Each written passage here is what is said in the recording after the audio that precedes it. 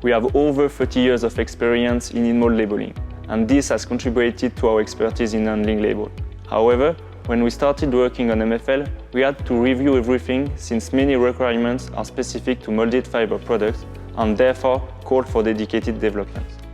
First, we must ensure a perfect adhesion of the labels to the product, whatever the type of fiber and the surface of the product. Then, flexibility is mandatory. We want to make sure the same line can run different products. Finally, modularity is an important objective.